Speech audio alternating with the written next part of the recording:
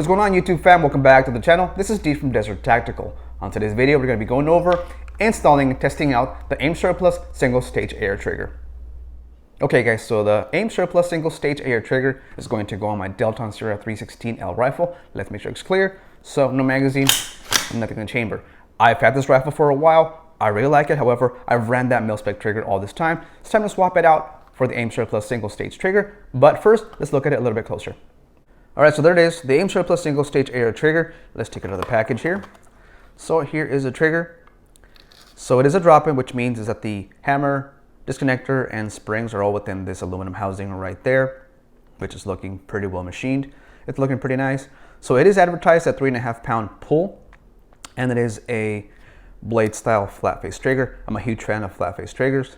Now, one downside is that they do not include anti-walk pins. They claim that you don't need them because of those tension screws, which you tighten down to your frame, but we all know that any drop-in trigger, it's best to run them with anti-walk pins, so you're gonna have to find a set somewhere.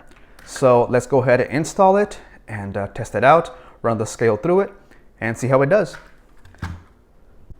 All right, so there it is, the AIM Surplus single stage air trigger right there. I did have an issue with the anti-walk pins. The Rise Armament anti-walk pins are a little bit too long, so I had to grind off the ends there until I got them just right. But aside from that, installation was pretty smooth. I did tighten down the tension screws from the trigger down to the base of the frame. I didn't crank it down, just enough until the screws touched the frame. Now, I didn't feel to do this because I am running anti-walk pins, but AIM Surplus claims that you must do that on this trigger to ensure the proper operation of it. So let's do a function check. The weapon is clear. So right there, it is on safe and it works. Fire, pretty crisp pull, and the reset. So now let's check out the pull weight on this trigger. I got my handy dandy Wheeler manual scale right there. So let's check it out where we are at with the AIM Surplus single stage trigger. All the way to the bottom, and just a hair over 3.5 right there. Let's try that again.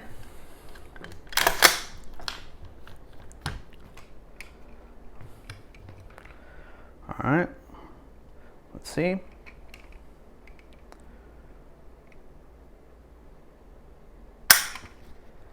Right at 3.5 right there.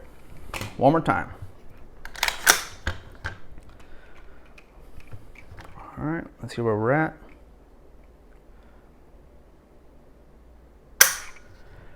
So right at 3.5 right there. So pretty consistent 3.5 pound pull. So now it's time to go to the range and test this trigger out. See you guys there. All right guys, made out to the range, about to try the AIM Surplus single stage air trigger on this Delta Sierra 316L AR-15 rifle. I got 10 rounds of AAC 55 grain full metal jacket. Let's see how it goes. All right, first 10 rounds.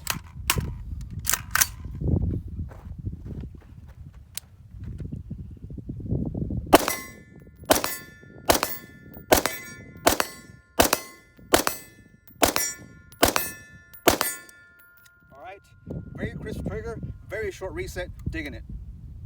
Okay, so now I got 10 rounds of Wolf 55 grain full metal jacket. This is steel case ammo. Let's see how it runs it.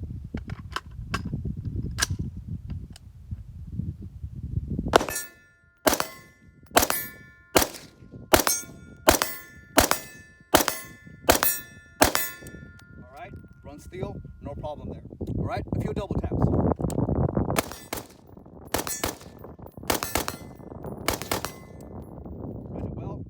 As well. All right, so 10 rounds of mixed ammo, brass, and steel case ammo. Let's see how it does. Let's go.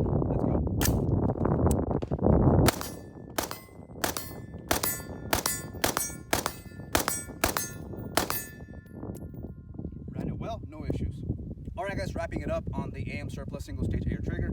It's been working well. It's been flawless, no issues whatsoever. That trigger is very crisp. The reset is insanely short. Really like that. So I'm gonna keep running it.